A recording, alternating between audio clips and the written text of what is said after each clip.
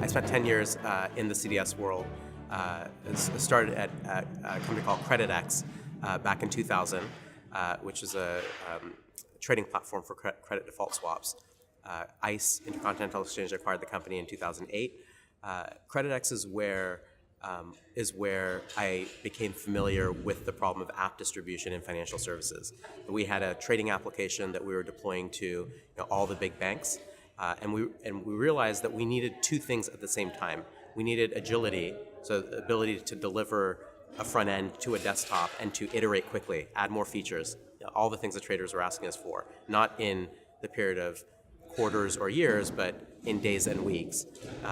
And we also needed an app experience, like the kind of experience that a trader requires, where they could put the window wherever they want, they can minimize it, have it pop up, right? The kind of experience you don't get inside a web browser. By the end of CreditX, my co-founder, Chuck Dorr, who was our CTO, he and I had been talking about this problem for a while, and we both knew this was not a credit derivatives problem, right? And it's not even a front office problem. It's literally anywhere in financial services where somebody needs an app experience, right? Whether that's for instant messaging or portfolio management, market data, you name it, our industry simply used to lack the infrastructure required to make that app experience come to life. And that's the infrastructure we've built at OpenFin. So now that infrastructure exists in financial services, and it's really about getting the ecosystem fully on board the platform and ultimately delivering the end user value where people are as delighted at their desktops as they are when they use their phones.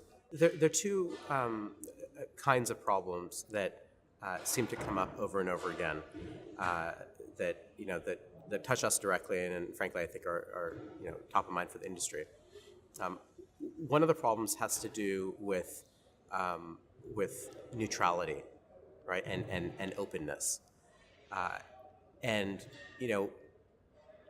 If we go back to the consumer analogy, like in the consumer space we have Apple, we have Google, right, and they're well-known technology providers, and people consider those guys the neutral parties, so that like every bank will have an app on an iPhone and Android, right? In financial services, one of the reasons we started OpenFin was because the industry lacks that neutral party, and neutrality means you're not in anyone else's business. You're not competing with banks, you're not competing with buy-side firms, you're not a provider of market data, order management, execution management. You're simply a technology provider who's an enabler for the industry. We think that's critical, it's lacking, it's one of the reasons we created OpenFin in the first place. And then the second problem is to do with security. That comes up with security on the desktop, security in the cloud, and compliance. And so what it means is that when you look at these technologies that are working so well in the consumer space, like take the cloud as the simplest example, and then you realize that, well, can't put customer data in the cloud, can't put transaction information in the cloud, right? And so everybody needs on-prem, right? Well, as soon as you're doing on-prem, you're losing all of the agility that you had. Was the entire reason you did the cloud in the first place, right? And so figuring out how to give the industry the best of both worlds, right? Where you get the agility of the cloud, but you also have the security and kind of the peace of mind that people have on-prem. Those are the kinds of problems we spend a lot of time thinking about. We recently introduced OpenFin Cloud Services. We provide all of the same services on-prem as well. So by default, it's in the cloud. We know that as a practical matter, we got to provide that on-prem.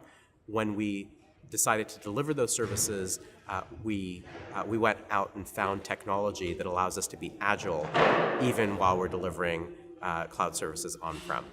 And those are the types of problems that we are solving on behalf of the industry.